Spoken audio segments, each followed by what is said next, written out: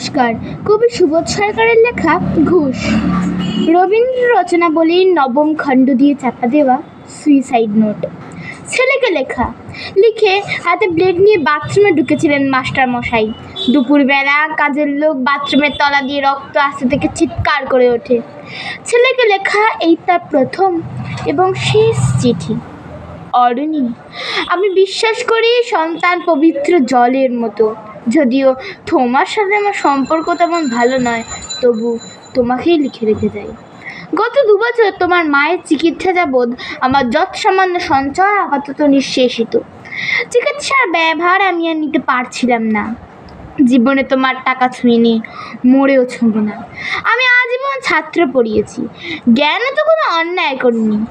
গত মাসে আমার স্কুলে এক অভিভাবক এসে ঝোলাঝুলি করে তার ছেলেকে নেবার জন্য। আমি প্রথম দিন ফিরিয়ে দিই, দ্বিতীয় দিন ফিরিয়ে দিই, তৃতীয় দিন আর পারিনি। তিনি আমাকে একটা বড় খামের 30,000 টাকা দিয়ে চলে যান। সে টাকায় মাসে তোমার মায়ের চিকিৎসা চলছে।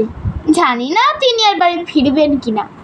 ফিরলে বলো, পৃথিবীতে আমার বেঁচে থাকার অধিকার চলে গেছে। ইতি বাবা। যখন সারাটা দেশ দাঁড়িয়ে আছে ঘুষের টাকার ওপর, তখন রবীন্দ্র রচনাবলী দিয়ে চাপা দেওয়া একটা সুইসাইড নোট। হাসপাতালের গাছের তলায় গা ছমছম করছিল। এগিয়ে গেলাম হাতে কাপড়ে ঢাকা মাস্টার মশাইয়ের দিকে। একটু বেরিয়ে থাকা পা দুটোর দিকে। ওই একটু বেরিয়ে থাকা পা দুটো যেন ভারতবর্ষের শেষ মাটি।